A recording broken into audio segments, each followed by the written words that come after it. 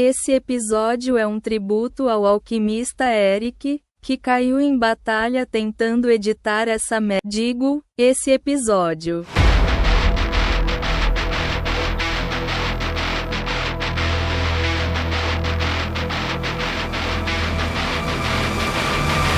Chaos. Bom dia, boa tarde, boa noite. Tá começando mais um episódio do Última Poção, o seu papo de taverna semanal sobre videogames. Eu sou o Paquito, Berserker Capixaba.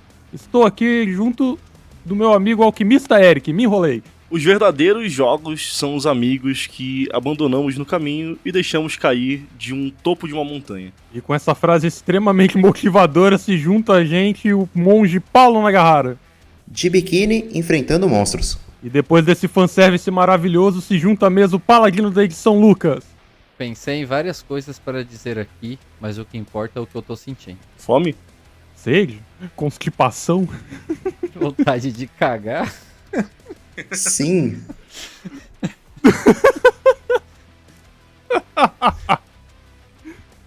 Ai, é isso, galera. Nesse caos todo, a gente começa o papo dessa semana, que é basicamente a gente listando pra vocês o que a gente andou aprontando no mês de novembro? Outubro? Caralho, outubro. Novembro. Outubro/novembro. Eu montei a árvore de Natal hoje, já é novembro. Não, mas O episódio vai sair no final de novembro, então vai ser o que a gente jogou em novembro. E eu queria dizer que com musiquinha irritante de Natal, com a Maria Carey cantando. I don't wanna... Obrigado, Paulo. Obrigado, Paulo. Eu acabei de te imaginar vestindo um vestidinho de Natal de Mamãe Noel, cantando isso. Obrigado. Teve karaokê na sexta-feira aqui com o pessoal do trabalho, então eu estou empolgado. Então vai ter muita cantoria hoje. Não cantei, mas cantei Backstreet Boys. O cara é japonês mesmo, né, cara? Até karaokê ele vai.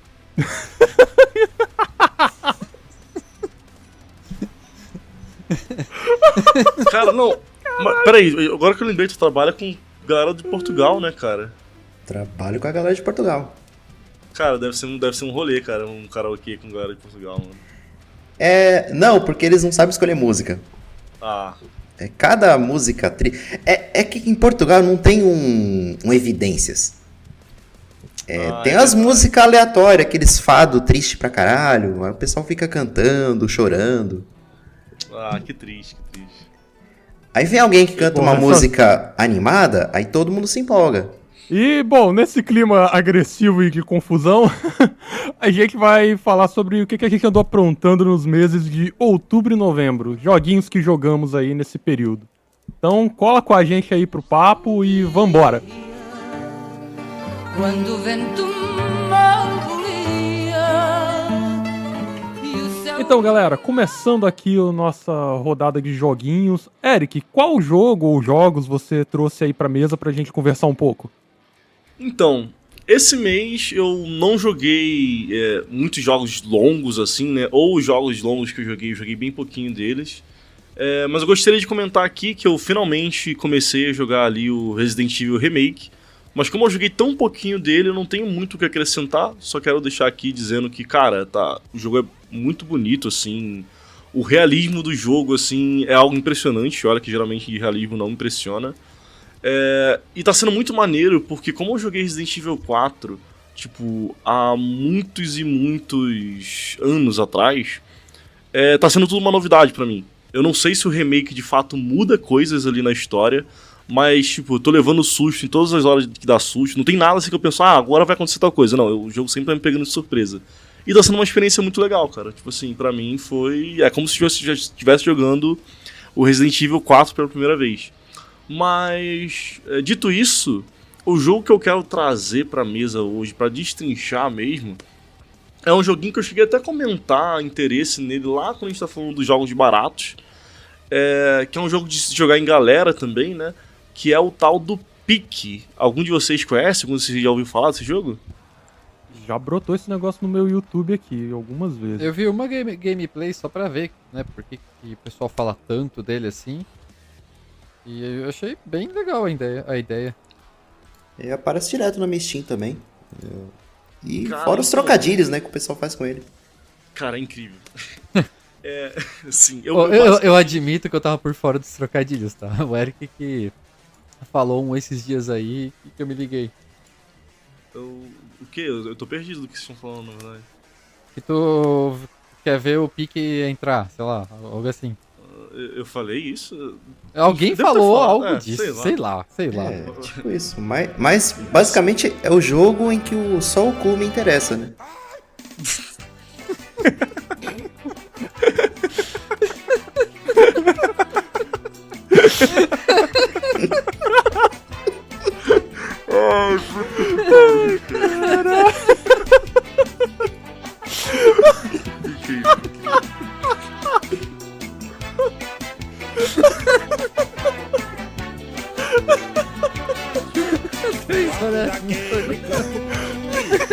Plantei uma roseira, o vento no cume bate, a rosa no cume cheira.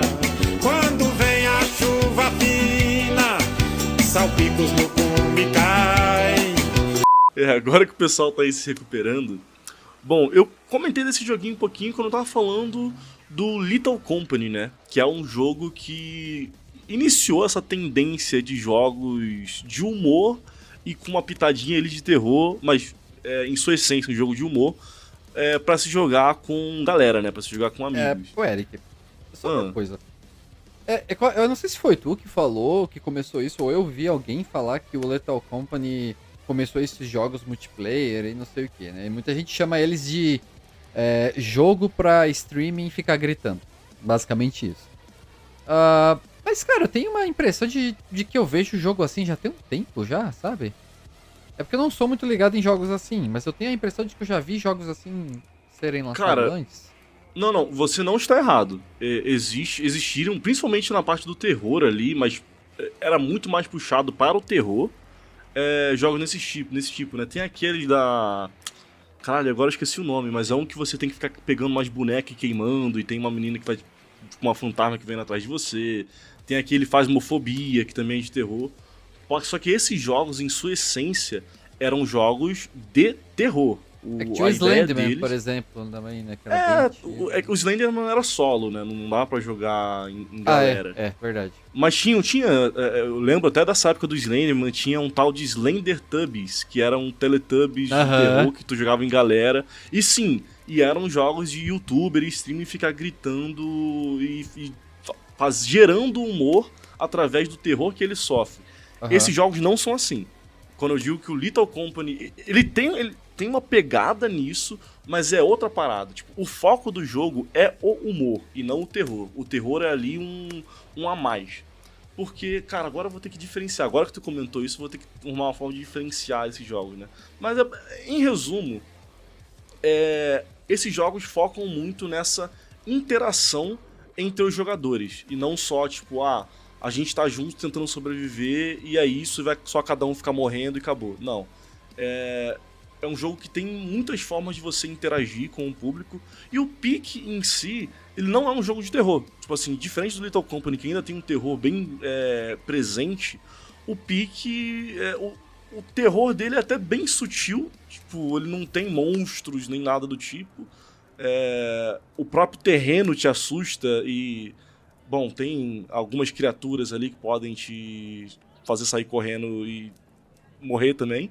Mas o foco dele, em essência, não é o terror. Até porque eu vou dar uma explicadinha aqui como que o Peak funciona, né? Que ele tem uma lorezinha.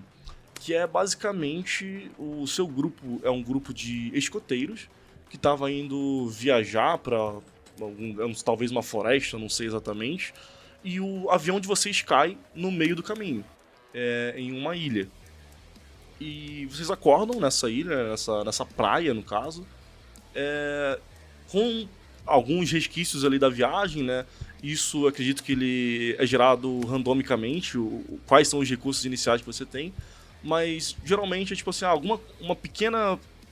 uns itenzinhos de cura pequenos, alguns itens, tipo, pode ser que venha um binóculo, pode ser que venha tranqueira, tipo, os brinquedos pra ficar fazendo barulho, que é aí que o humor dele tá também.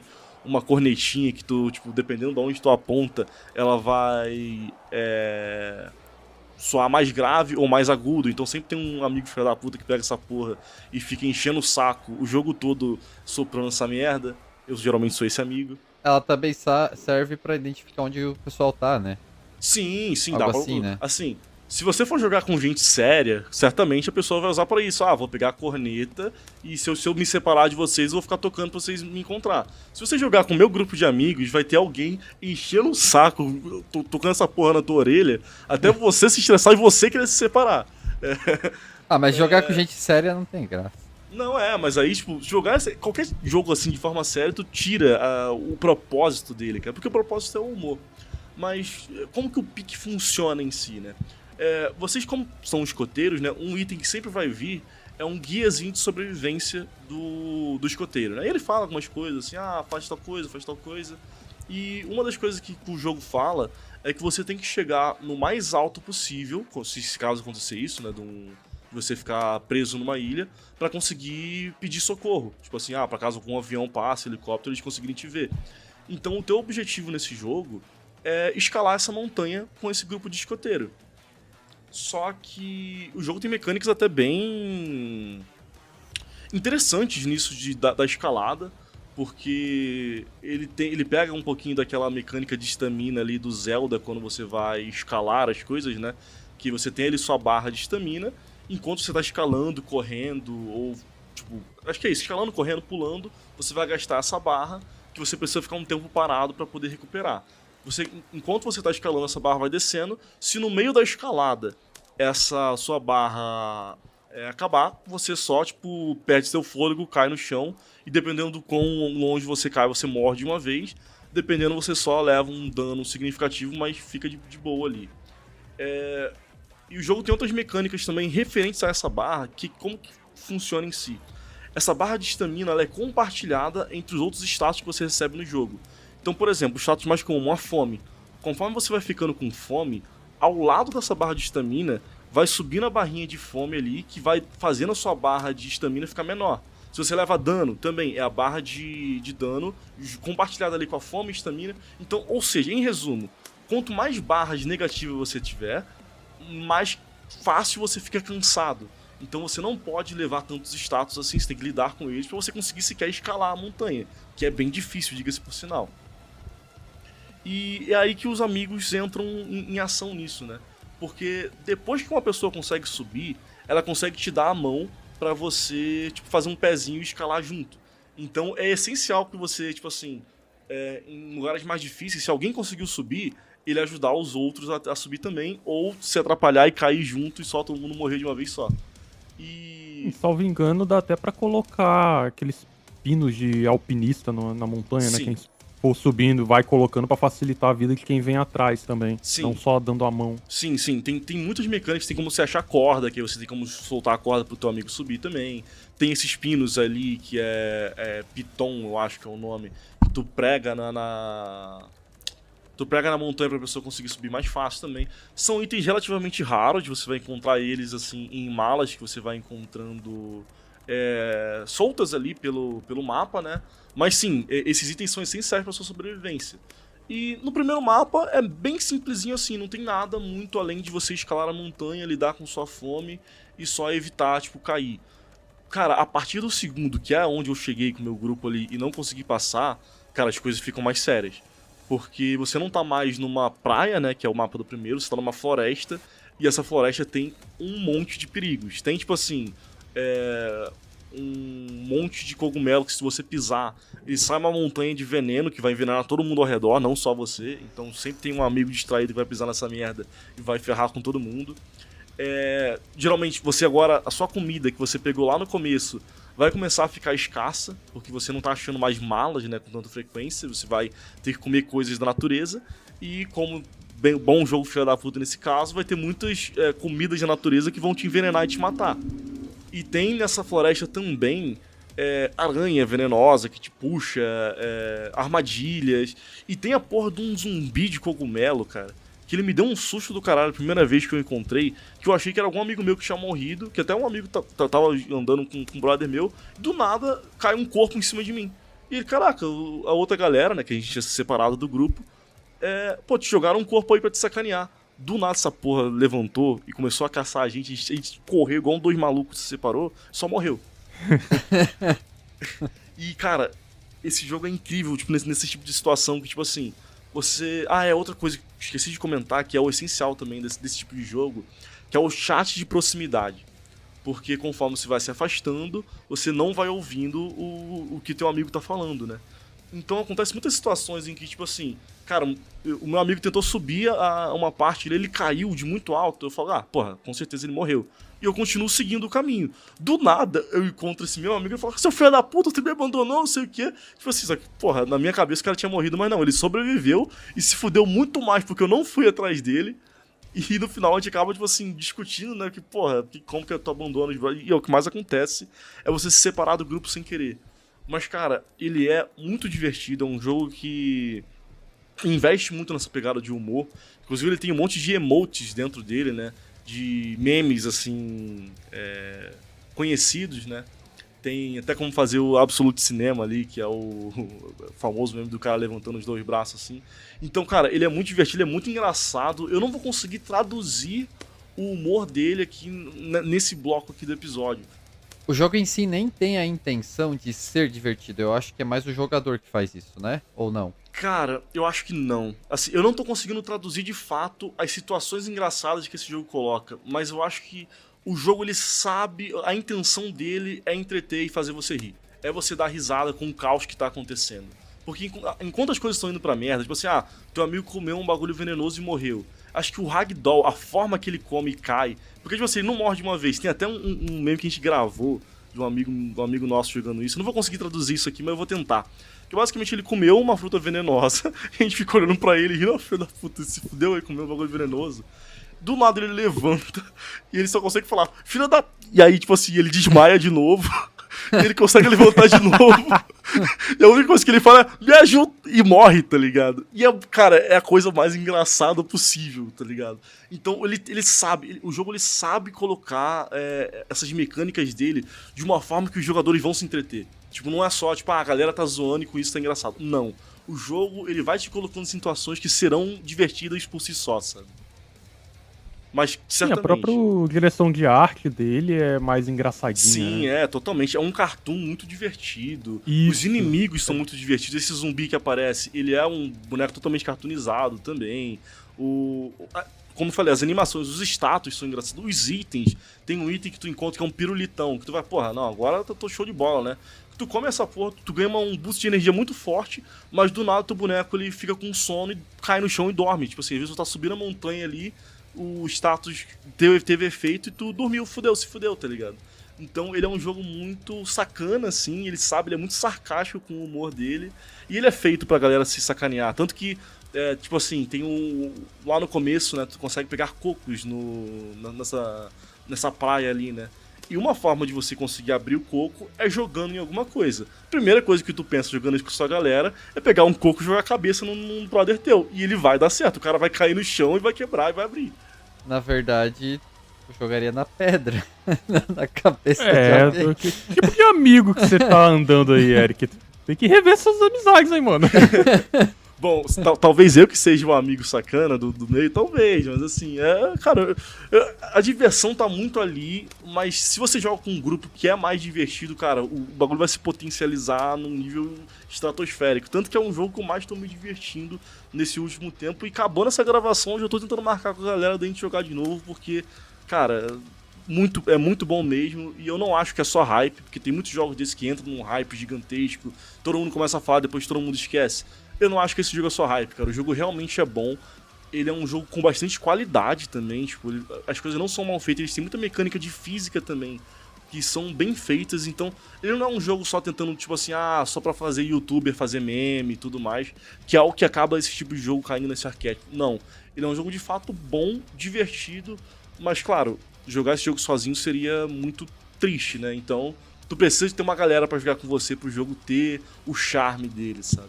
Mas, por si só, ele é um jogo muito, muito bom mesmo. Não é só, tipo, o teu grupo faz a diversão. É um jogo que ele recebe atualizações constantes, né?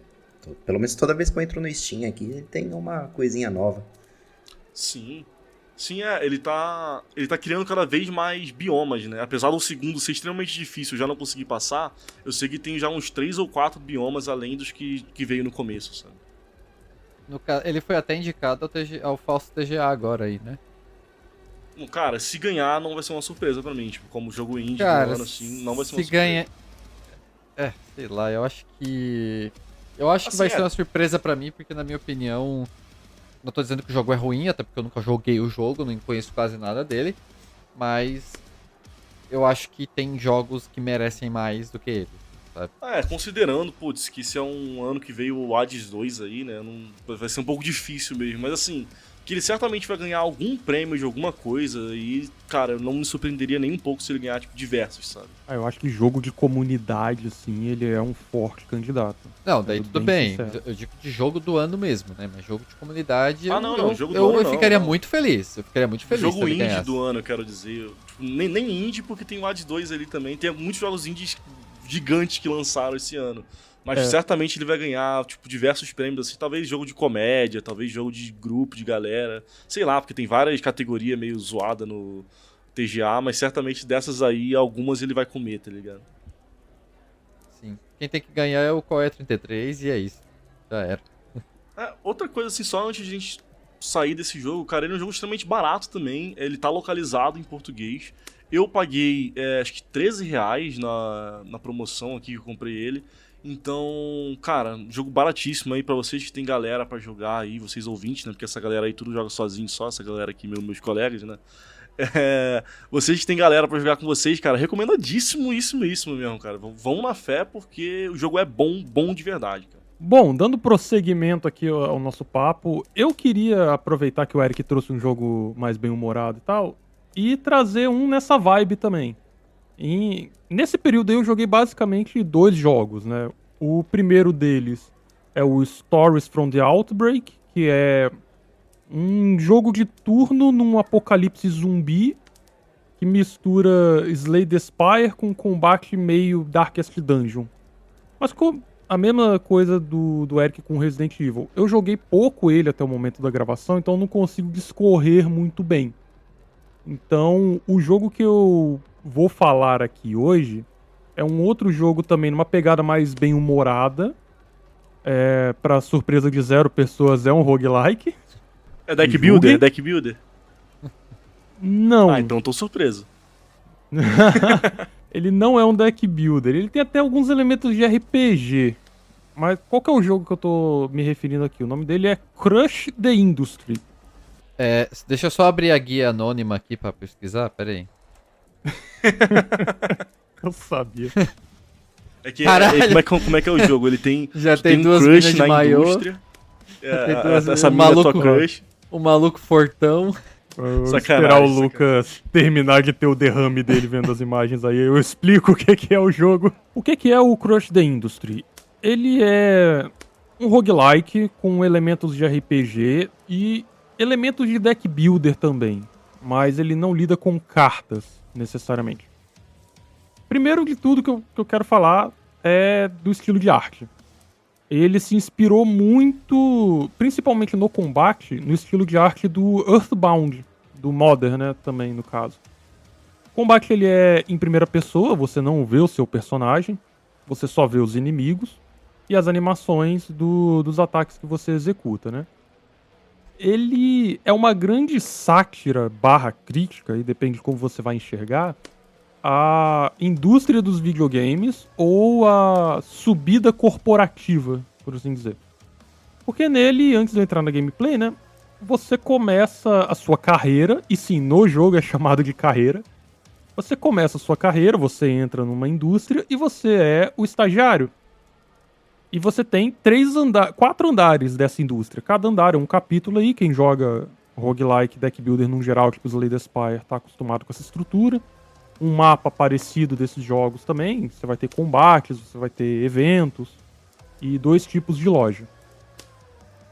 E você tem que ir subindo essa empresa até você chegar no CEO, que é o chefão final. O jogo tem 2 chefões, tem 3 na verdade. Teve um update recente, eles adicionaram mais um chefão final, mas eu ainda não consegui enfrentar ele. Que é literalmente não um sei chefão, como né? libera. ele é o CEO. Desses chefões finais é o CEO. É literalmente o CEO, ele é o chefão. Até parece um trocadilho, mas no caso desse jogo se aplica essa piada, porque o jogo faz piada com isso tudo. Um dos chefões finais é o CEO, o outro chefão final é um investidor anjo. Ele é um anjo literalmente, Exatamente, no jogo... Ele é uma anja, uma mulher com roupa de valquíria, com um bolo de dinheiro na mão direita e um assistente puxa-saco na mão esquerda. E esses são seus inimigos do chefão final. E esse jogo, cara, ele é cheio de trocadilho, imbecil, assim, o jogo inteiro tá cheio de coisa assim. Tipo, você tem um inimigo aí que o Lucas já deve ter esbarrado nas imagens pra me zoar, que é uma influenciadora arriscada. Que é basicamente a mina do Twitch com pouca roupa. Qual delas? Tem que Porque lidar com ela. Eu vi duas, uma de maiô e uma de biquíni, ou era uma lingerie, não sei. Então, tem duas variações dependendo de qual andar você tá. Mas a crítica barra brincadeira é a mesma. Um é, se você tá no primeiro andar, você tá no setor de suporte, que é o setor tóxico da empresa. Então você tá lidando com... atendendo chamados. Pô, setor de suporte ser tóxico é foda. Exatamente, então. E esse primeiro andar tá cheio de situações, assim, que você tem... Quais são os inimigos que você vai lidar? Você vai lidar com... Sabe aquele meme do gordo granudo? Sim. Aquele cara de óculos, barba e tal. Uhum. Tem um inimigo que é esse meme. Tem um outro inimigo que é, tipo, um guri loucão de energético, que vai te atacar jogando o companheiro de equipe dele pra cima de você, por exemplo. Tem um inimigo de elite, que é o código espaguete. Quem trabalha aí com programação sabe o que é isso. Tem o Go Horse também? Tem o modo Go Horse? Não. Pô. Bom, e além desse código espaguete, por exemplo, tem um outro inimigo de elite também no primeiro andar, que é o amálgama de reuniões. Você sabe aquela reunião chata que podia ser um e-mail? Incrível. Nesse jogo, isso é representado como um bolo de carne com um monte de funcionários no Macau. E aí é o seu inimigo. Incrível, cara. É a daily. E aí, assim, você tem também, né, como todo bom roguelike nesse estilo, você tem as lojas, que são duas aqui nesse jogo. Uma delas é a cafeteria. Quando você entra nela, você encontra a funcionária lá trabalhando loucaça de café. A mina tá tremendo, com os olhos bugalhados, assim. E você compra várias bebidas que são as poções do jogo. Te dá um buff ali de uso único e ela é gasta. São itens consumíveis. Pô, e falam que a última é muito bom, né? Hã? A última poção. Nossa. Essa é excelente. Muito boa. A segunda loja... É uma grande piada com o Gabe New da Steam. Eu não sei se vocês procuraram aí no Google, mas tem um personagem nesse jogo chamado Gabe. E ele é meio que o seu mentor. A aparência física é parecida com a dele? Porque eu vi né? um personagem que me lembrou o Gabe New. É um cara fortão de Black Power rosa? Ele mesmo. Que massa, não é? Um cara tipo Deus aqui no jogo. Aham. E toda vez que você interage com ele, toca tipo uma música toda sensual, porque ele tá numa banheira, numa sauna e tal.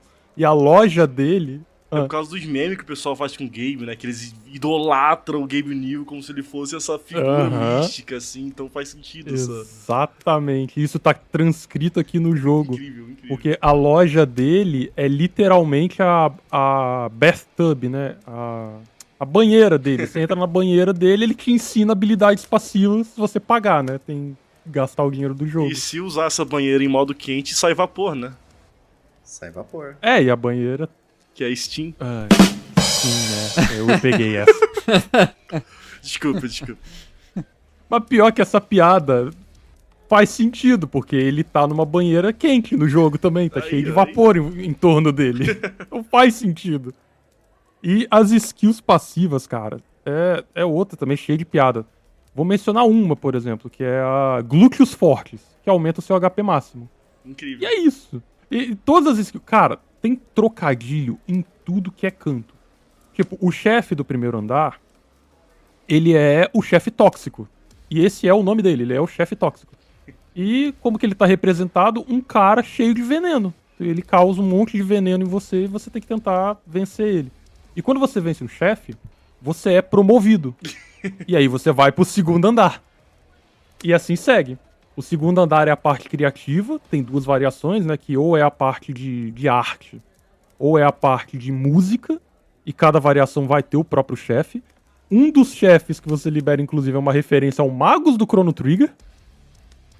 E o terceiro andar é a Development Hive, que aí eu não sei qual é o trocadilho, mas é com programação. E você começa a enfrentar inimigos especificamente relacionados à programação.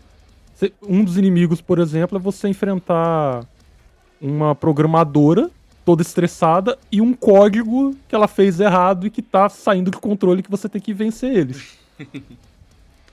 Então, assim, parte artística desse jogo, cara, é uma sacanagem, assim, é piada atrás de piada atrás de piada. Você vai... Quanto mais você conhecer sobre jargões corporativos ou expressões de programação ou expressões da indústria dos games, mais você vai dar risada com esse jogo. A adaptação dele pro português, tem ele em português, né? É uma boa adaptação, mas ele foi feito por um casal, né? É um jogo pensado com trocadilhos em inglês. Então, se você tem um conhecimento um pouco maior de inglês, você vai aproveitar muito mais desses trocadilhos. Mas eu diria assim, uns 10% dos trocadilhos só você vai perder. A adaptação para nossa língua ficou muito boa. Então não deixa isso te impedir de jogar, não. As músicas deles são maravilhosas. As músicas de combate são uma sacanagem. É muito bom de escutar. E partindo aqui agora de como que o jogo funciona, né? Agora que eu já rasguei cedo pra parte artística dele. Que é, pra mim, o grande chamariz do jogo é a parte artística. Mas ele tem uma porrada de mecânica também muito única. Vamos pro sistema de combate, né? Como que ele funciona? Você tem 5 personagens, você escolhe um desses personagens. Cada um deles vai ter uma skill de ataque e uma skill de defesa única deles. E 3 skills padrão pra todos os personagens. Que é uma de enfraquecer o inimigo, um de deixar ele vulnerável e um ataque em área meia boca lá. A partir daí, você começa a sua carreira, subir a escada corporativa, você vai começar a enfrentar esses problemas que são combates no estilo de RPG de turno. E deck builder, alguns dos elementos vão entrar aqui. Você tem a energia para gastar todo turno, igual qualquer deck builder que você está acostumado. Cada ataque vai ter um custo de energia. Só que aqui já começa a diferença. Você tem um recurso chamado pensamento. Você pode gastar esse pensamento para rerolar a skill que aparece para você. Porque você não tem uma mão de cartas nesse jogo. Você tem um leque de até 10 habilidades. Você começa com 3, pode pegar até mais 7. E cada habilidade vai ter uma chance de aparecer para você usar. Ali na sua, entre aspas, mão de 3. Se a habilidade que apareceu ali você não quer usar, você gasta esse pensamento e rerola a habilidade e tenta pegar outra. Só que você pode também usar a habilidade e ela vai ser substituída, normalmente. Então fica nessa dança de você tentar montar a sua mão pra atender o que o inimigo vai fazer contra você. E às vezes até pensar 2, 3 turnos na frente. Além disso, quando você toma dano nesse jogo, que aí é um negócio que puxa lá do Earthbound mesmo, a barra de HP, ela é uma barra que desce igual...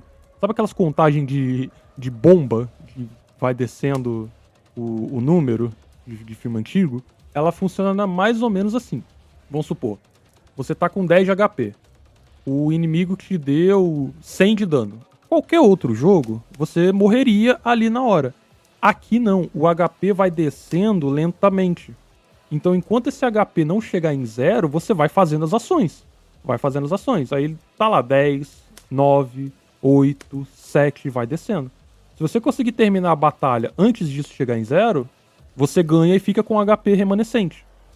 E tem mecânicas desse jogo, alguns personagens são especializados nisso, por exemplo, que diminuem a velocidade que esse HP vai descendo. No Earthbound tinha uma parada parecida, né? Sim, ele tem uma inspiração muito forte no Earthbound, no estilo de arte e nessa mecânica do HP também.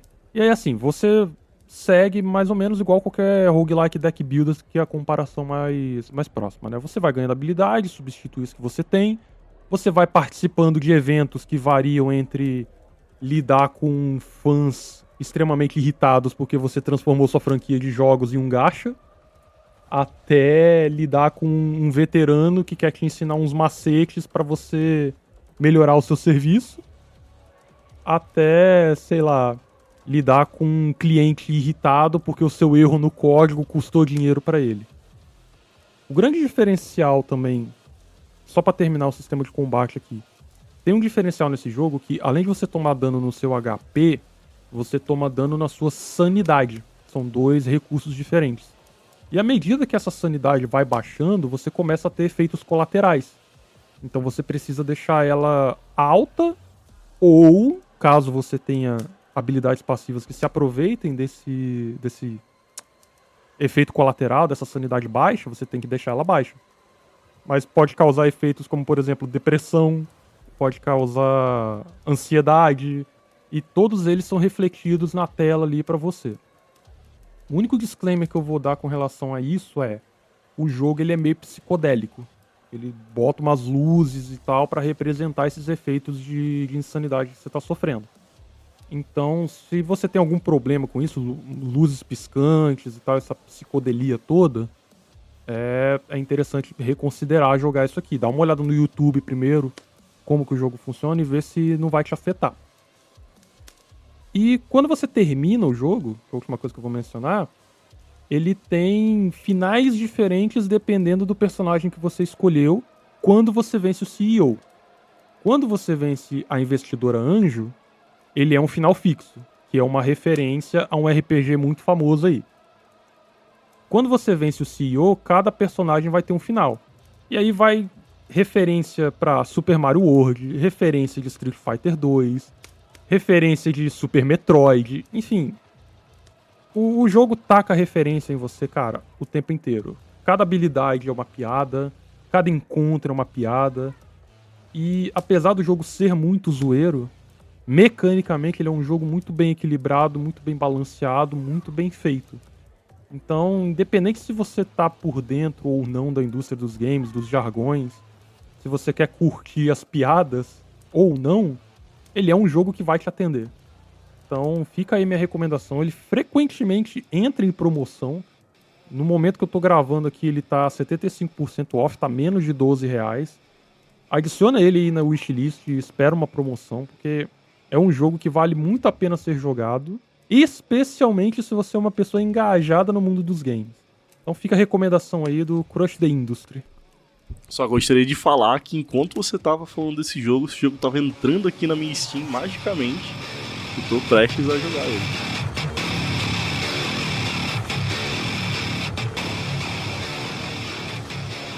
Depois de eu rasgar cedo aqui pro Crush the Industry, meu amigo Lucas, qual jogo você trouxe aí pra conversar com a gente? Bem, os jogos que eu trouxe hoje, né, certamente não são aí roguelikes, né, que eu tenho bom gosto. Mas eu queria só jogar na cara de todo mundo aí que fala que eu não zero o jogo, que eu zerei não um, mas sim 2 jogos esse mês, tá? Então, o primeiro foi o Drova, que eu já falei sobre ele em alguns episódios atrás. Vou falar só rapidamente de umas coisas que eu deixei de comentar, porque eu não tinha zerado ele ainda, né? Gostei muito da história, tá? Eu achei bem interessante apesar de ser uma ideia que eu já tinha visto, que é uma civilização no futuro, tentando entender o que aconteceu com uma civilização no passado, né? E eu achei bem legal, né, o final do jogo. Também achei legal que ele te dá realmente várias escolhas, e quando eu digo várias, assim, são várias escolhas mesmo, de o que vão definir aí o destino de várias pessoas, de comunidades e tudo mais. Tá? Achei isso bem legal para um jogo do escopo que ele é, de escopo assim mais reduzido, né? Achei bem legal. As consequências do que eu fiz eu não gostei, só que eu também não quero jogar ele de novo. Ele é um jogo meio... Talvez se eu jogar agora ele vai ser mais rápido, porque eu já sei o que fazer em algumas situações. Mas mesmo assim eu quero ter uma experiência única com ele. Tá? Outra coisa também é a maneira que você pega magia. Eu achei bem legal, tá? Achei bem interessante. Eles não fazem algo assim, agora você solta magia e é isso. Não, ele tem todo um trajeto pra você chegar, né? E talvez até uma escolha que você faça vai permitir fazer ou não um determinado tipo de magia, tá? Então, vou deixar de... Ai, que delícia! Eita, foi mal. Eu apertei o teclado aqui, o sound effect saiu, foi mal. Caralho, foi mal. E aí, o Eric já pode usar isso aí, cara. Já manda aí. Isso aí eu vou botar. Não, cara, Ele todo sério, falando, não, o jogo não sei o quê. Ai, que delícia! Obrigado por aqui. É porque Vocês tava... entenderem como é que, não! o que tem que fazer Porra! pra fazer a magia. Ai, que delícia. Obrigado, Lucas. De nada. Vocês estão dando munição pro editor, vocês sabem, né? Segue aí. E sobre Trover é isso, tá? Joguem, é um RPG muito bom mesmo. Como eu tinha falado antes, ele tem várias escalas de dificuldade, então eu acho que é um jogo aí bem acessível pra todo mundo, tá? Outro jogo que eu joguei também foi o Inside, que é um jogo já bem conhecido, né? Ele é um jogo de puzzle, acho que não sei se eu posso considerar ele plataforma, né? Mas a visão dele é como se fosse um jogo plataforma. Que assim, foi um jogo que muita gente fala bem, não sei o que foi um jogo que chamou muita atenção na época, mas assim, tem bons puzzles, gostei. Mas a mensagem que ele passa é confusa demais, na minha opinião. Eu entendi uma coisa ou outra. Eu acho que não precisava ser tão confuso assim. Eu acho que poderia ser um pouco mais direto no que queria falar. Mas, enfim, é um jogo... Eu vou dizer que é um jogo ok. Não tem muito o que falar. Você anda pra frente, resolve puzzles. Bem criativos os puzzles, inclusive. Gostei bastante. Foi a única coisa que eu gostei. E é isso, sim. Não tem muito mais o que falar dele. É um joguinho bem curto, tá? São 3 horinhas ou 4 horinhas, eu acho que você consegue completar, né? Dependendo do nível de burrice que você tem. Eu levei mais ou menos isso. E o outro jogo, que foi uma bela surpresa pra mim, se eu quero destrinchar um pouco mais, eu tenho hoje um Nintendo DS. Eu finalmente consegui um Nintendo DS pra mim, um DS Lite, numa condição excepcional. Ele tá praticamente novo, esse DS aqui, coisa rara de se achar. E quando eu peguei esse Final Fantasy, ele veio junto com um jogo, não tava nem no anúncio, tá? Ele veio com o Pegou o Final Fantasy e veio um DS junto? Não, desculpa. Não foi isso que eu falei, pô. Não, você falou que pegou o Final Fantasy que veio com o Final Fantasy. Mas segue aí. Nossa senhora, eu tô maluco então. Desculpa. Não estava no anúncio do Nintendo DS que viria com o Final Fantasy VII. Não consegue, né? Revenant Wing. 12. É 12? É o 12, perdão. É 12. O cara tá loucaço mesmo, velho. Caralho, Caraca, Lucas, que isso? tô cansado, gente. Tô cansado. Desculpa, a semana aí foi um caos. Eu vou repetir. É zoeira. Segue aí. Foda-se, não vou repetir também. Então é o Final Fantasy XII, Revenant Wings. Ele é um RPG RTS. Foi uma coisa que eu não tinha visto ainda. Ele é um jogo aí... Se passa depois do Final Fantasy XII. Eu nunca joguei Final Fantasy XII. Certo? Final Fantasy é uma franquia que eu tô tentando gostar, né? Mas, enfim... Eu fui gostar logo do jogo mais... desconhecido possível aí, né? E que pouca gente jogou, acredito eu. Nem eu conhecia, cara, e eu gosto muito desse mundinho de Ivalice aí que começou lá no Tactics, então realmente é bem obscuro. Eu conhecia o Revenant Wings, mas como o Van e a Penelo não me interessavam, eu nunca dei uma chance pro jogo, pra ser sincero. Eu já ouvi falar também muito na época, mas nunca tive um DS. Aí, quando eu consegui pegar um, eu já não me interessava mais. Ele é a continuação, né, do Final Fantasy XII, mas assim, Eu não sei se é porque como eu não joguei o 12, então nada me impacta nessa história. Mas ele conta uma história, assim, bem Final Fantasy mesmo, sabe? Tem alguém aí que tá querendo destruir o mundo, sei lá, e tá summonando uma criatura gigante pra fazer isso, sabe? E tem algumas coisas que vão acontecendo assim, e são contadas de maneira bem superficial. É um jogo que tem, assim, cara, tem mecânica de RTS. Você tem várias criaturas pra você summonar. Então eu acho que ele focou muito mais no gameplay do jogo, né, nessas mecânicas, do que na parte de história e tudo mais, tá? Ele é um jogo bem simples mesmo.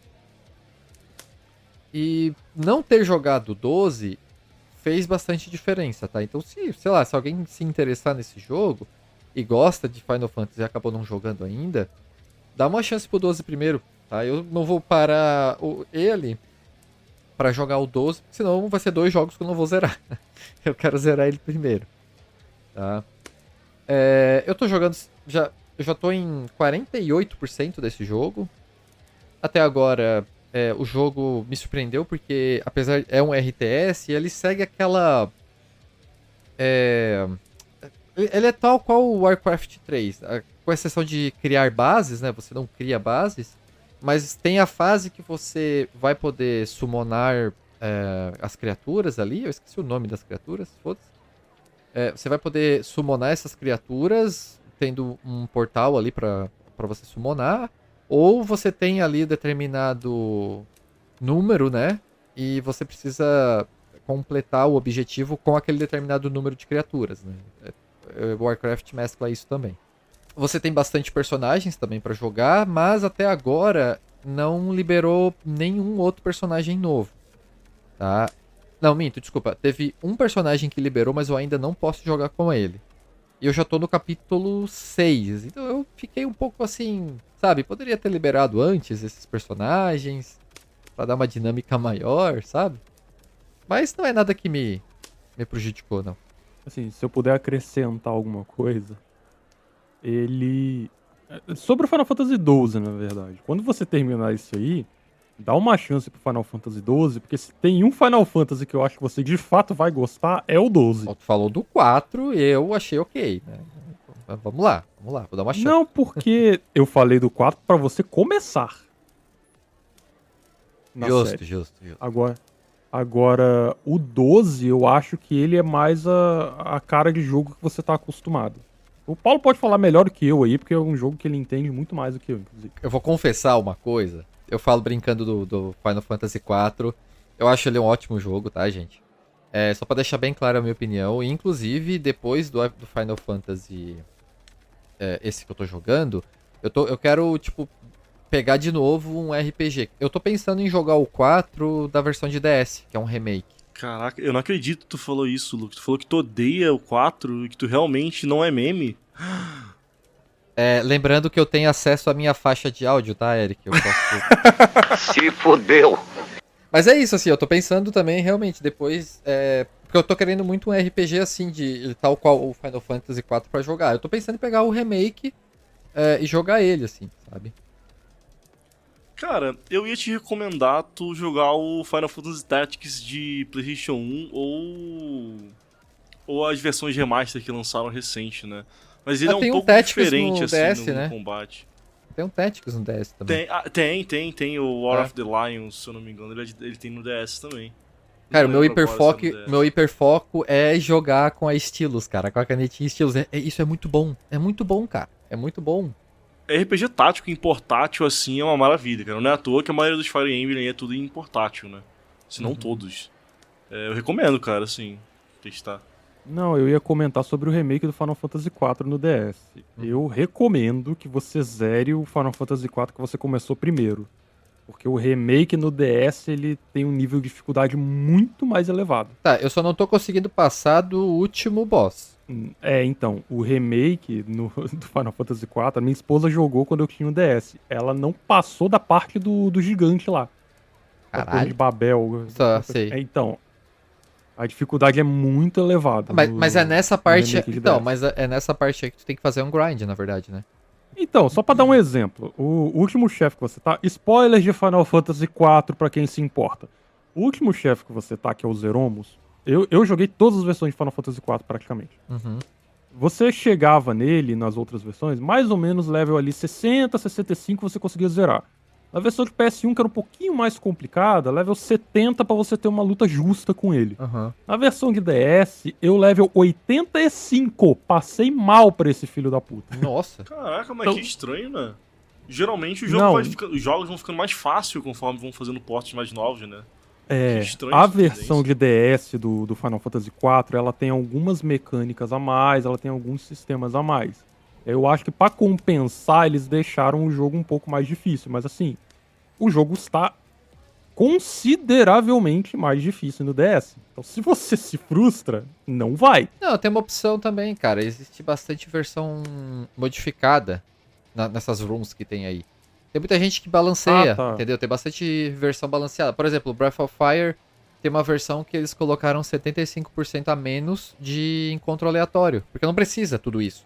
Tem um monte de encontro aleatório no Breath of Fire que tu vai pegar aquelas criaturas de level extremamente baixo e ganhar quase nada de XP. Não precisa ter aquilo, entendeu? Então tem essas versões assim. Fica a sugestão aí, fica o alerta, na verdade, pra quem resolver jogar o remake, né? Mas obrigado, Paquito, É legal porque que o- eu ia me Fora que frustrar esses bastante. remakes, fora que os remakes também, o combate deles é bem lento. E não tem aqueles multiplicadores todos que o Pixel Remaster tem, né? Sim. Então você fica ali bastante tempo nos combates. É porque o remake do Final Fantasy IV... É legal que a gente tava falando Final Fantasy XII, né? Mas tudo bem. É o caos do poção. É porque o remake do Final Fantasy IV, ele tem um problema, que ele foi feito em cima da engine do remake do Final Fantasy III que tem pra Nintendo DS. Que esse, inclusive, eu recomendo que você jogue, pelo menos teste. Tá, é o 3, o japonês, né? O que não veio pro Nintendo aquela vez. Isso, Tá. mas esse remake no DS é um remake mesmo. Sim, sim. Tanto que os personagens têm até nome e personalidade própria. Beleza. Ele faz umas mudanças. Mas o remake do Final Fantasy IV foi feito em cima da engine desse outro remake. E não adaptaram muito bem. Por isso que o combate ficou um pouco mais lento, a movimentação é meio esquisita. Não foi pensado pra ter 5 personagens lutando, foi pensado pra ter 4. Saquei. Mas, enfim, parênteses à parte, segue aí. Não, eu só agradeço, porque realmente eu ia me frustrar. Eu iria me frustrar. Oh, meu Deus. Eu ia ficar muito puto. Supletivo. Eu ia ficar muito puto, né? Ficar frustrado. Ok. Então, só agradeço. E só pra finalizar, assim, ele é um joguinho muito bom de se jogar em portátil, porque, cara, cada partida ele é por fases, né? Então, tem um capítulo, cada capítulo tem lá 5, 6 fases, né? E são fases rapidinhas ali, cara. Eu acho que em 10 minutos tu conclui ali uma fase. Ele é um jogo, assim, que eu não achei muito difícil. Tem uma parte agora no capítulo 6 que eu dei uma grindada legal ali, porque eu percebi que eu precisava melhorar equipamento, pegar uns monstros, umas criaturas de nível mais alto. Então eu dei uma rushada, mas assim, eu grindei fazendo missão secundária. E são bem divertidas de fazer também, tem uma historinha por trás da missão, bem legal. Como eu falei, o jogo é de Nintendo DS, né? Mas você não precisa ter um Nintendo DS. No Brasil, eu sei que custa caro um dele, né? Dá pra emular pelo celular. Eu acho que é a melhor opção, tendo em vista que tem que ter touchscreen pra jogar esse jogo. E ele só tá em inglês, tá? Eu não achei nenhuma versão em português desse jogo pra emulação.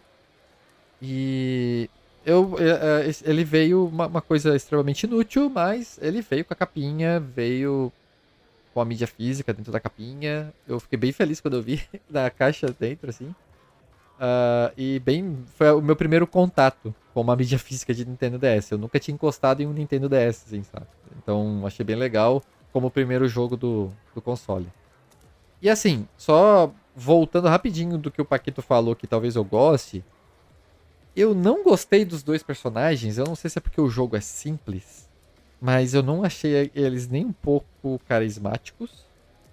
Eu achei os dois assim, 2 personagens sem sal. Os protagonistas do Revenant Wings. Perdão, os protagonistas. Tem 2 personagens que são 2 crianças, eles são mais novos do que os protagonistas. Eu achei eles extremamente irritantes, tá?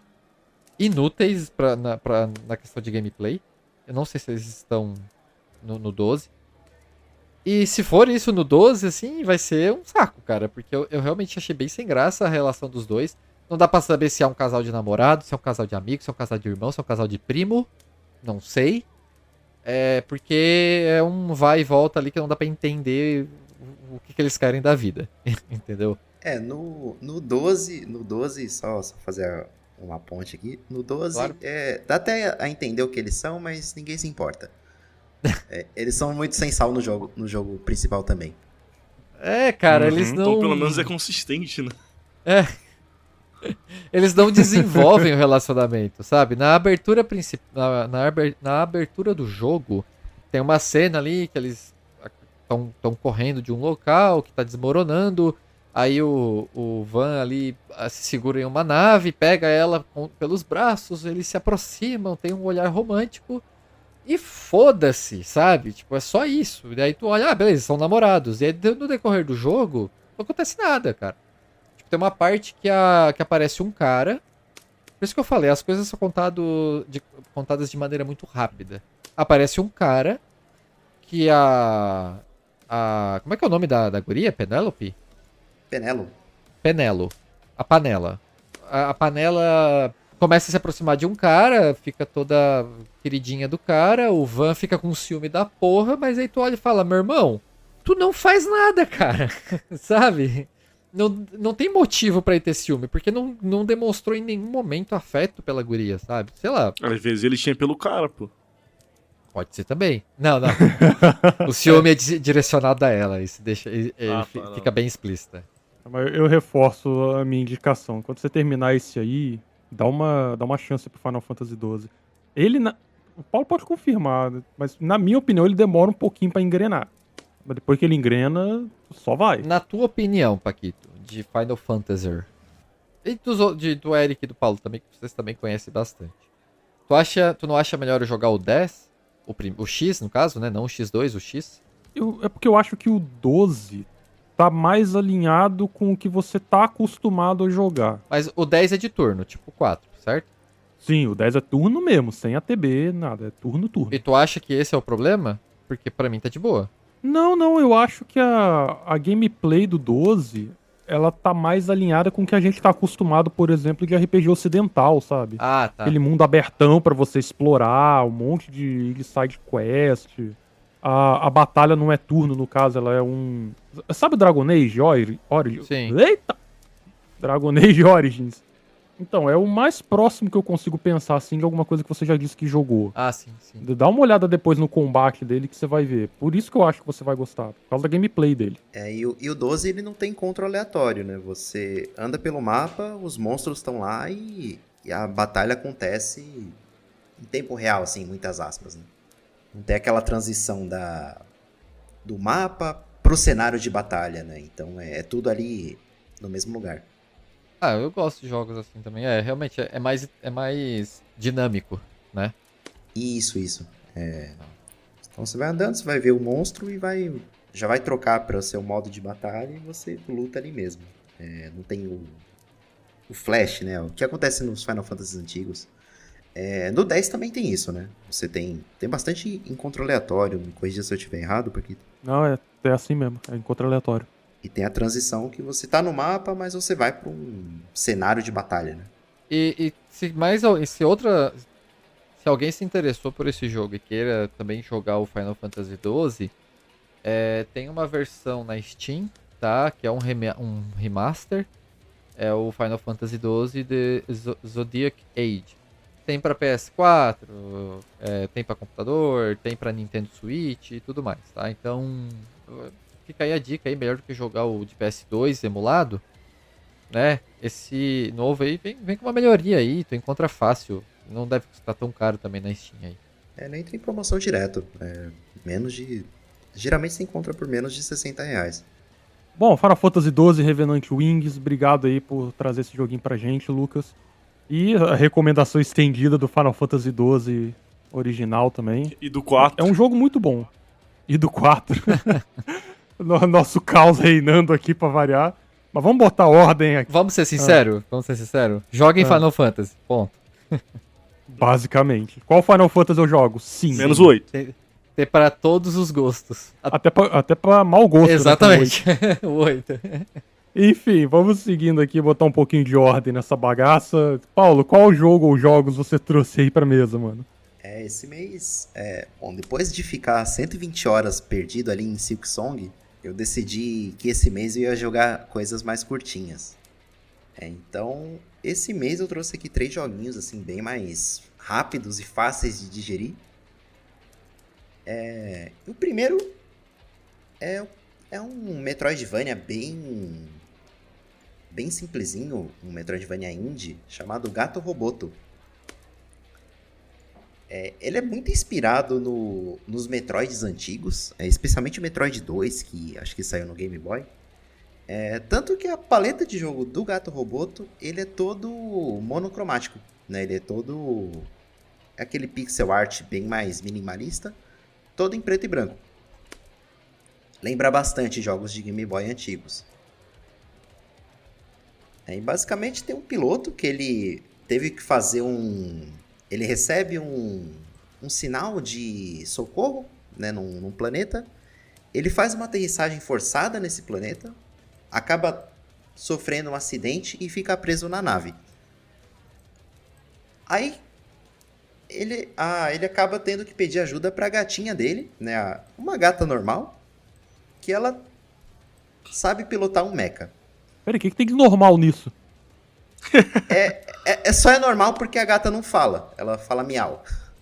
Ah, ok. Não, então Ok. tudo bem. Então Não, tá. Não, Tudo bem. agora... Não, agora você me convenceu, desculpa. Tanto que é por isso que eu tenho cachorro e não gato, né? O cachorro não faz esse tipo de coisa, por exemplo. A porra do gato vai dominar o mundo, velho, sabendo fazer isso. Mas beleza, segue aí. Então a gata normal, com esse detalhe que ela pilota um mecha, né, um traje Metroid mesmo, assim, com aqueles ombros largos, com uma mão de canhão. E ele segue toda a estrutura de um Metroidvania, né? Então ele tem aquele mapa gigantesco, né, que é um complexo de laboratórios. E você precisa navegar por esse laboratório para resolver uns problemas e de forma a acessar o computador central e conseguir liberar a nave que o dono dela tá preso. Aí, por ser um Metroidvania, conforme você avança, você ganha upgrades para sua roupa mecânica, né?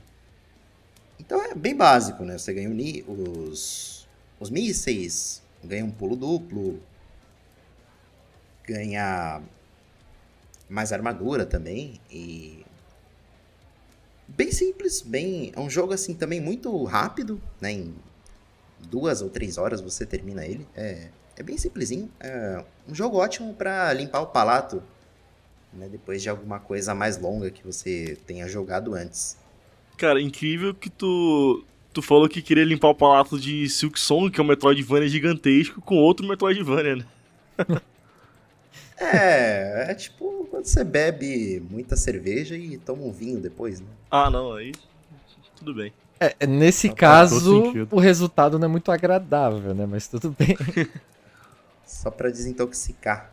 Eu queria comentar rapidamente sobre essa ideia de limpar o palato. Eu fiz isso depois do Drova. Eu fiquei jogando, cara, por acho que quase 2 meses o Drova, né? Com o caos da minha rotina aí.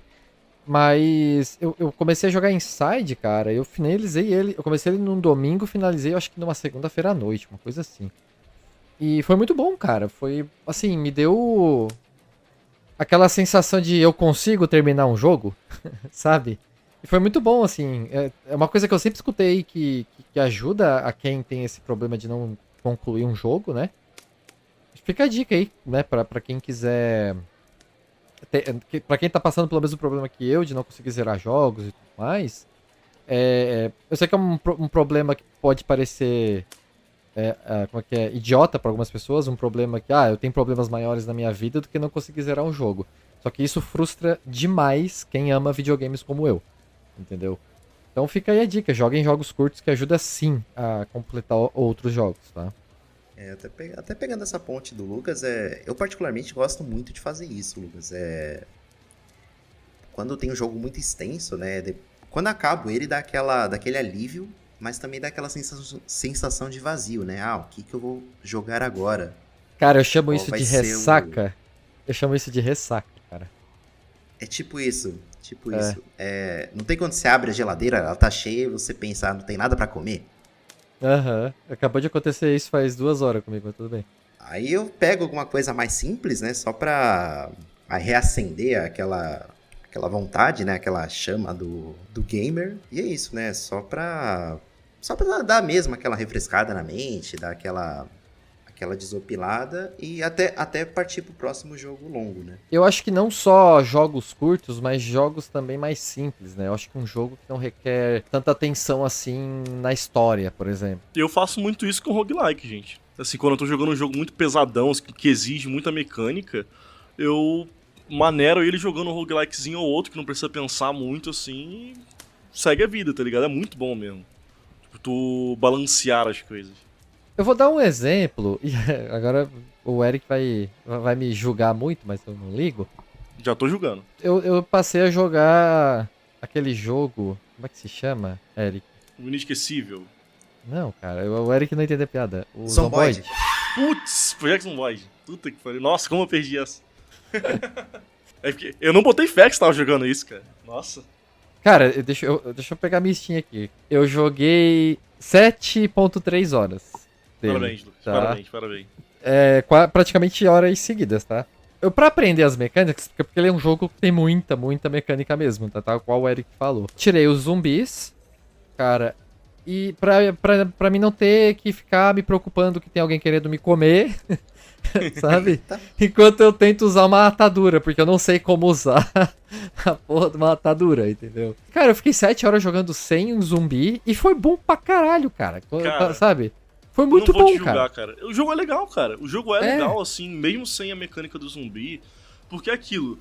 Tem como tu jogar o jogo assim e se divertir, porque ele é basicamente um The Sims, só que com foco em uma simulação mais realista, tá ligado? E é muito bacana isso.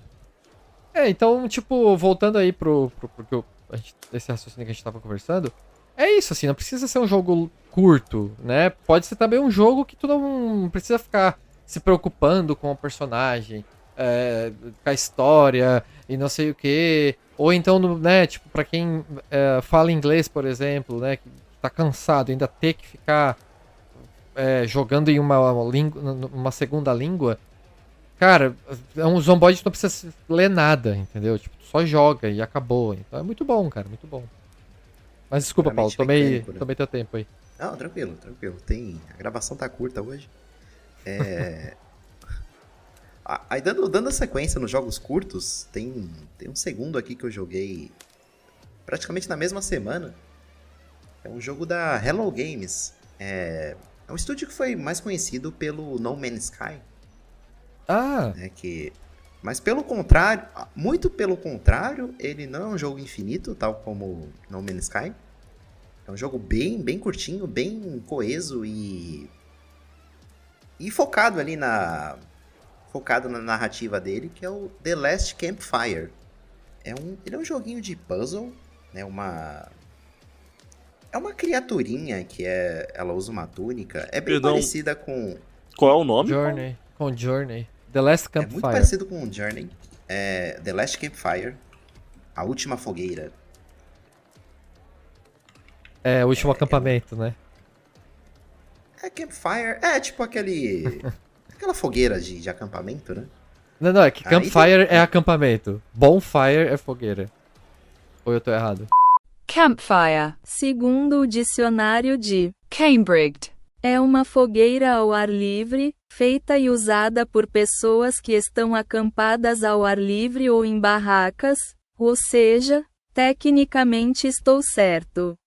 Então tem essa criaturinha, né, que ela tem Ela é muito parecida com aquele bonequinho do Journey, né, ele é todo coberto por uma túnica, tem umas orelhinhas. E ele tá fazendo uma peregrinação para essa que é a última fogueira. que é o local de descanso final do povo dele. Então ele faz essa jornada.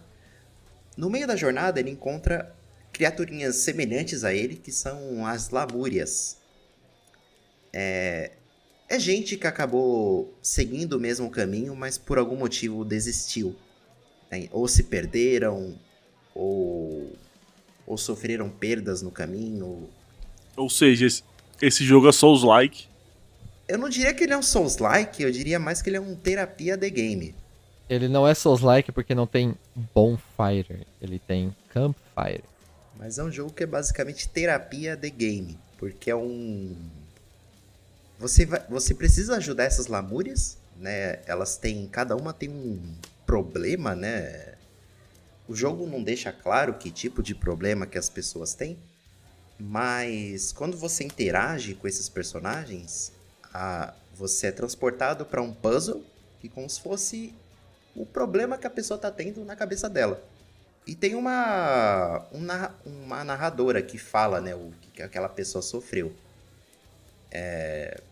São assim, descrições bem sutis, né, bem amplas, e você pode interpretar da forma que quiser. Mas é muita coisa relacionada a luto, a solidão, a falta de propósito. E coisas que só você abrindo para alguém de fora, né, alguém externo, que vai conseguir, enfim, resolver o problema. E esses problemas eles são tratados em formas de puzzle. Né? São puzzles não tão complicados, mas eles se encaixam bastante nessa temática. Então, ajudando essas lamúrias, né, desfazendo esses problemas, você tem acesso às novas áreas, até enfim chegar na última fogueira e ter um descanso eterno com essas almas todas que você ajudou no caminho. Caramba, incrível. A premissa me lembrou um pouco aquele Psychonauts, né? Que tu entra na cabeça da pessoa e resolve os problemas em puzzle, mas a arte realmente é muito parecida com o próprio Journey mesmo. Sim, ele é bem bonitinho, assim, bem fofinho. Se você vê as imagens, não tem nada a ver com o que eu descrevi. Mas ele dá uma suavizada mesmo nesses temas, que pode ser até mais pesados, né? Então ele faz isso, ele toca nesses temas de forma bem sutil. Esse jogo tem uma cara de ter sido feito em Unity, sabe? 3D de Unity. Ele foi feito em Unity, se não me engano. Né? Ele tem uma carinha mesmo, né? E ele dá uma brincada até com...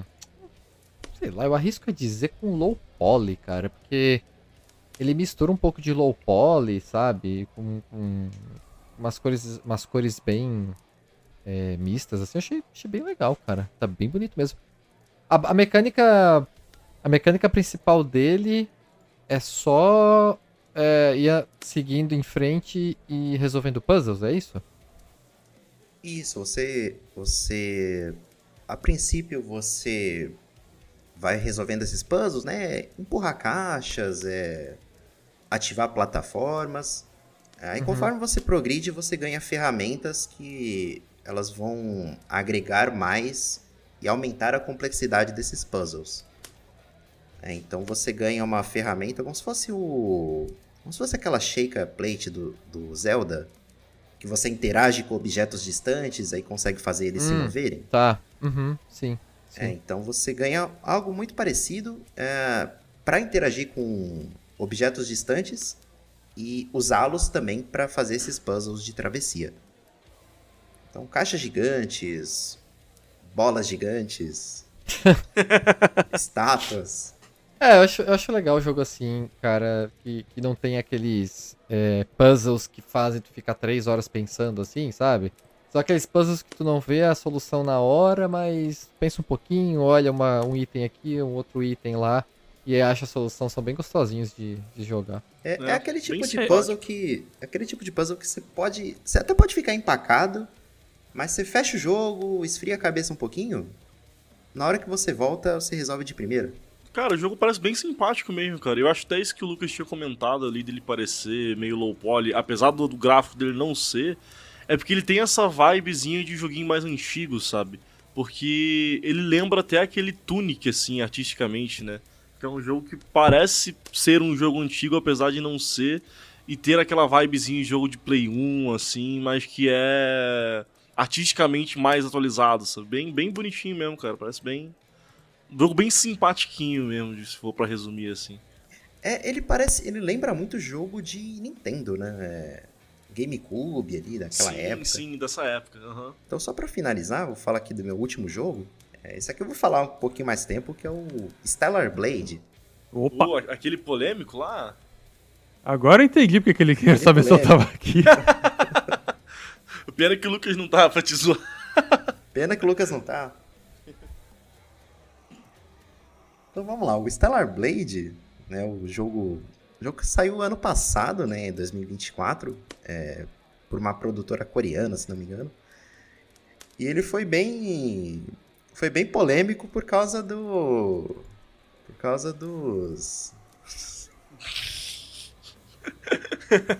Sim. Por causa da velho, protagonista, ele foi né? polêmico. Então, ele foi polêmico porque a protagonista é gostosa. velho. Pronto. Basicamente Pode falar. isso. Basicamente isso. Mas te falar que...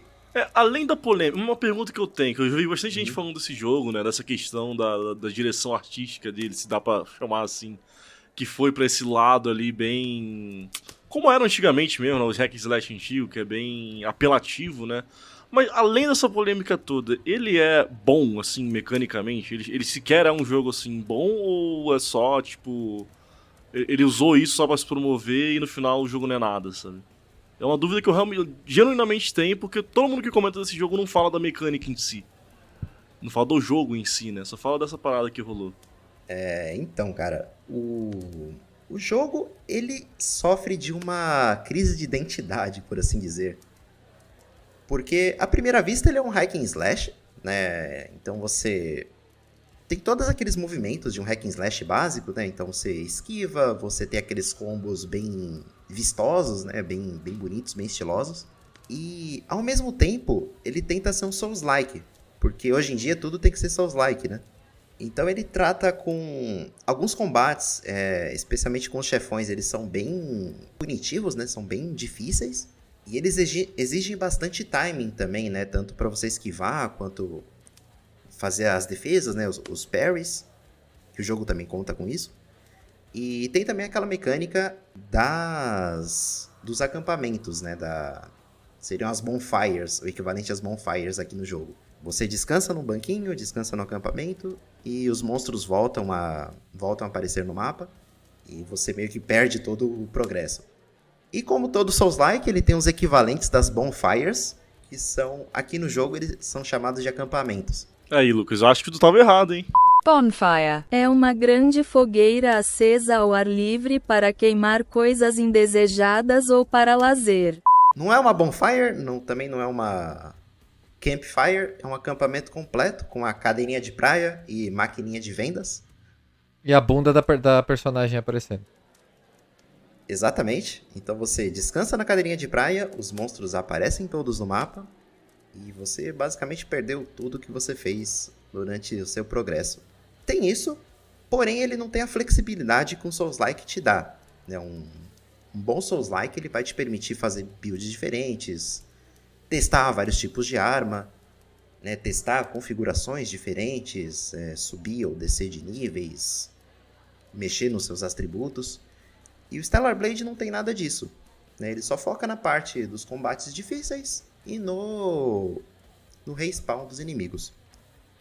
Você tem muitas poucas opções para customizar os atributos da Eve, né, a personagem principal. E você só conta com uma arma, né, uma espada lá básica que ela usa. Você faz upgrades nela conforme você progride no jogo. E tem algumas coisas que permitem um pequeno nível de customização, que são umas modificações que você coloca na arma, que elas dão mais ouro, ou diminuem o dano que você recebe, ou aumentam a velocidade do ataque. Então você pode combinar esses modificadores para o seu estilo de jogo. Mas fora isso, ele não tem um nível de customização tão alto quanto um Souls-like. E também tem a questão da... Tem também a questão da temática dele, que é um cenário muito básico, assim. É como se tivessem faltado dinheiro, como se tivesse faltado dinheiro na produção. Então, os cenários basicamente se resumem a cidades destruídas e desertos. Eu preciso comentar. Eu preciso comentar uma coisa sobre Stellar Blade. E a minha opinião não é de que o Paulo é esse tipo de pessoa. Muito pelo contrário. A sua opinião é que o Paquito é esse tipo de pessoa, né? Pra mim, Stellar Blade é jogo de incel ficar batendo uma pra videogame, tá ligado? Tipo, se tu vê qualquer gameplay, é visível que a protagonista ali tipo, eles têm foco em mostrar o corpo da protagonista. Cara, tem gameplay dela subindo a escada e a câmera indo na direção da bunda dela, assim, sabe? Tipo, é umas coisas, assim, que chega a ser... que é constrangedor. Assim que o Paulo puxou esse jogo aí, tu tava fora ainda, Lucas, eu fiz justamente essa pergunta pra ele, porque todo mundo que comenta desse jogo fala dessa parte da polêmica, da questão artística do jogo, se dá pra chamar assim. Toda essa temática dele e esse foco apelativo. E eu nunca vi ninguém falando, tipo assim, de gameplay, de mecânica, de afins. E agora que o Paulo jogou, eu não sei o quão longe tu foi de fato, tu explicou um pouco da mecânica do jogo e tudo mais, mas a pergunta que eu fiz ainda segue. O jogo, considerando isso tudo, em gameplay, ele é conciso, ele tem algum jogo bom por trás que dá pra se divertir de fato? Ou ele só, tipo assim, a apelação dele é a única coisa que manteve esse jogo na boca do povo o tempo todo? Isso eu genuinamente tenho essa dúvida. Porque eu não quero também só taxar o jogo igual o Lucas fez aí, porque eu realmente não sei. Então, tem esses problemas todos, né, de ser um Souls-like fake, mas tirando isso, é um jogo legal, cara. O combate dele é bem divertido. Assim, a Eve ter muito fanservice em cima dela é exagerado? Mas eu acho que se não fosse ela, se fosse, sei lá, um cara bombadão, ou um coelho, um robô, aí não faria diferença.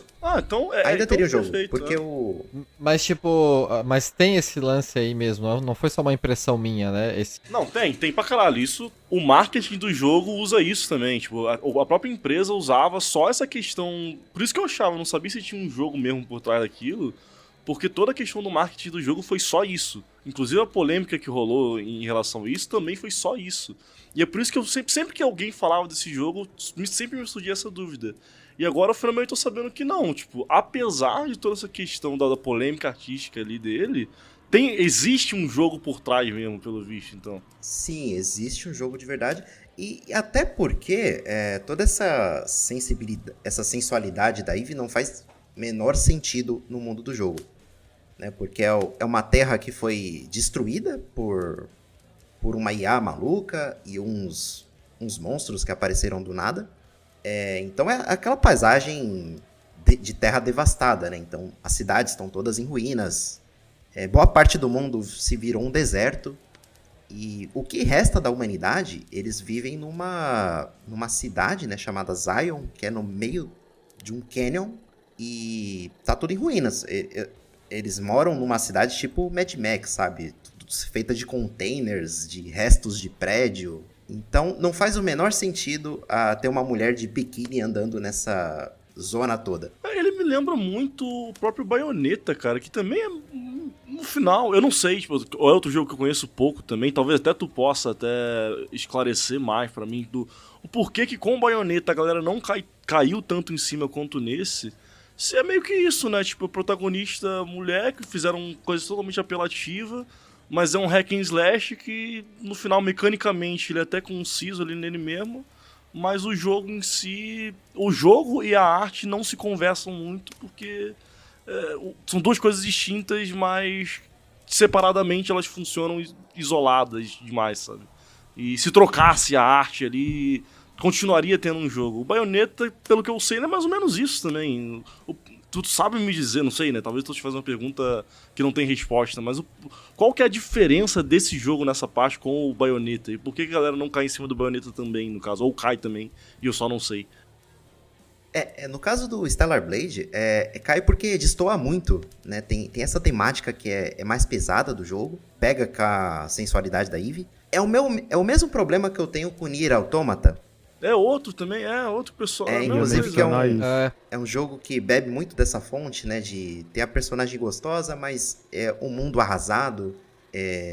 Inclusive tem uma DLC que junta as duas, ou a Eve fica com as roupas da 2B, enfim. No caso da Bayonetta, essa sensualidade, a Bayonetta ser gostosa faz parte da história do jogo. E ela abraça essa zoeira. Tá. Então se trocasse a Bayonetta por algo não daquele... tá, não. Entendi, agora entendi. Da Bayonetta, né? Perdão, eu confundi com o Nioh, porque o Nier Automata não, né? Nier Automata não, e no caso do Bayonetta, ela tem explicações no plot, né? Porque que ela é desse jeito. Inclusive os golpes dela imitam muito, zoam muito com polydance, com striptease, né? Então ela é bem sensual, e tá meio que explicado no lore do jogo, né? Então isso conversa muito bem com o que a personagem com o que a história dela conta também. E foi uma franquia que, conforme os jogos foram passando, ela abraçou a zoeira de vez, né?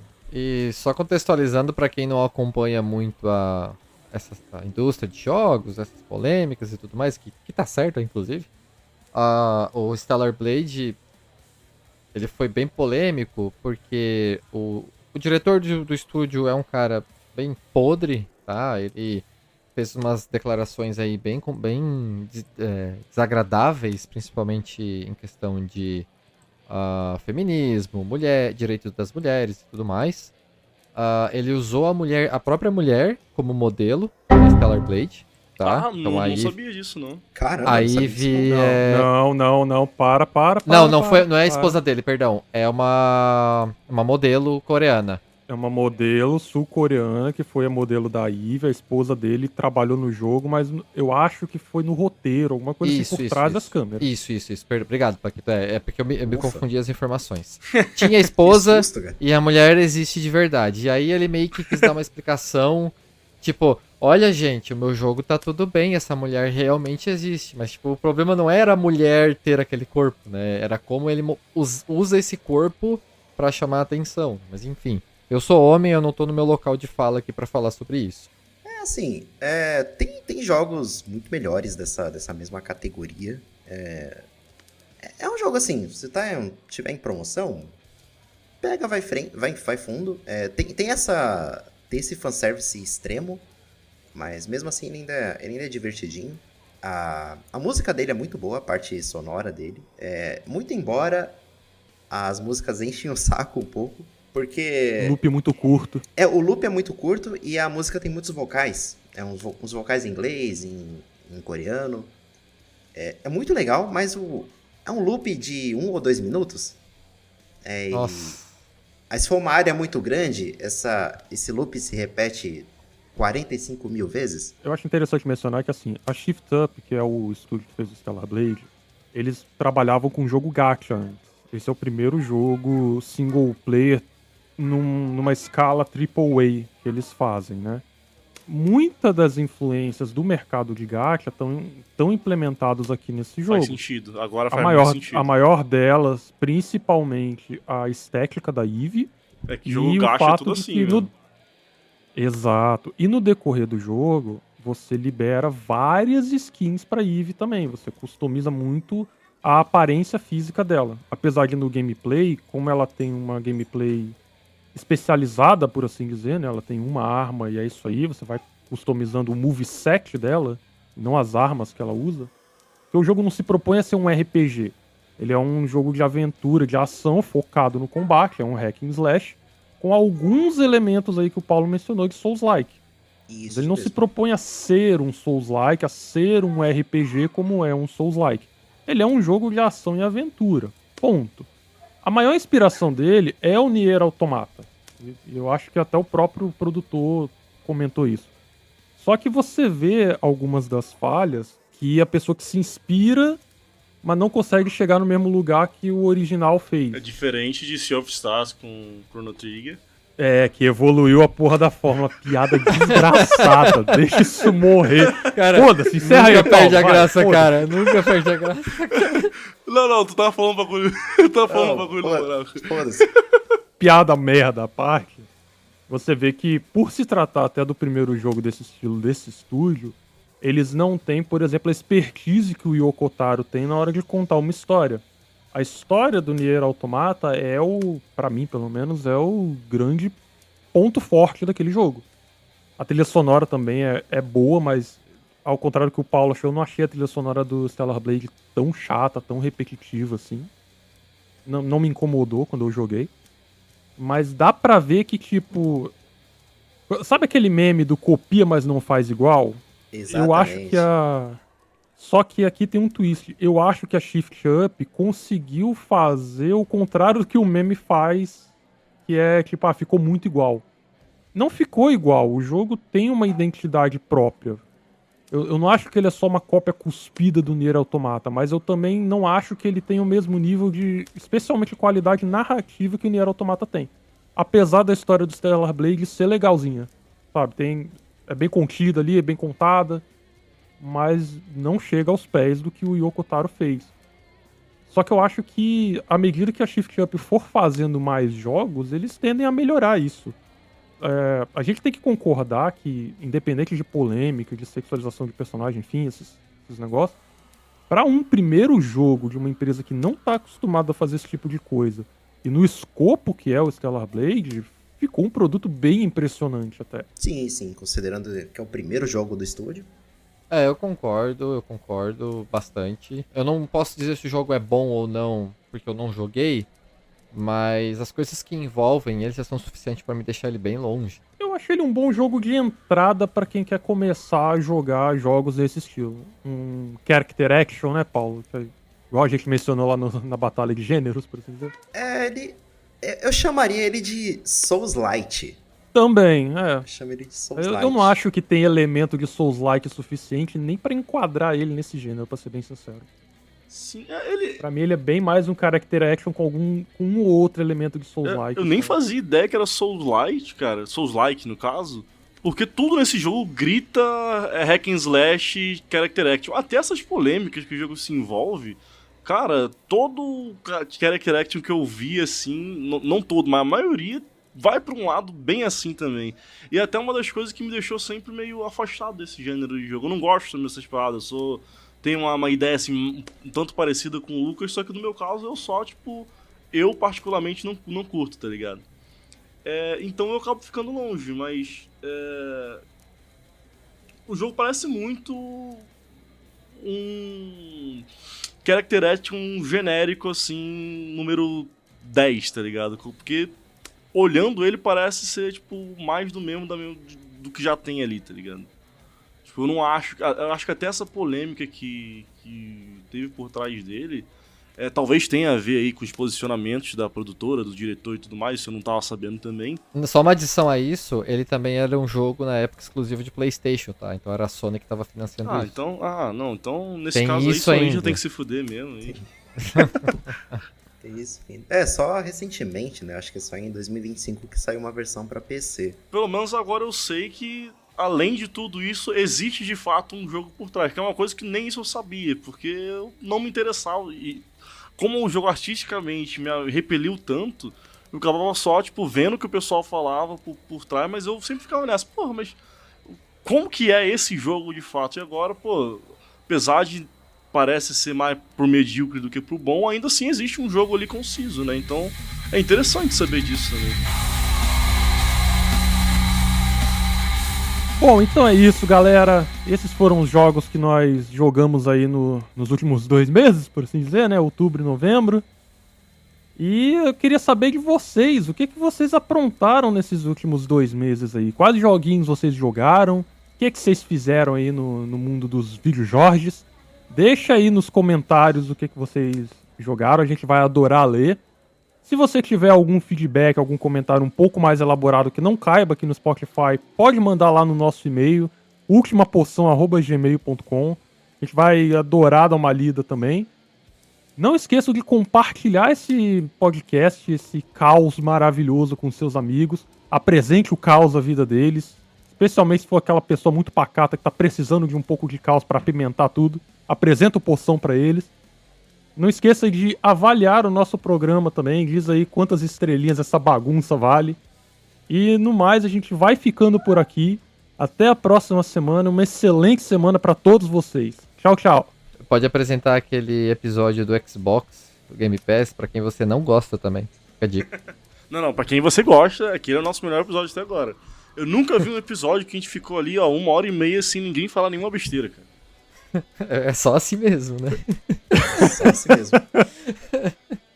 Valeu, galera. Até semana que vem. Tchau, tchau. É isso aí, valeu, galera. Um beijão no coração de cada um de vocês. Valeu, galera. Obrigado e desculpa. Desculpa pelas bolas foras. Pelas bolas, Bolas gigantes. Aperta o stop aí, vai.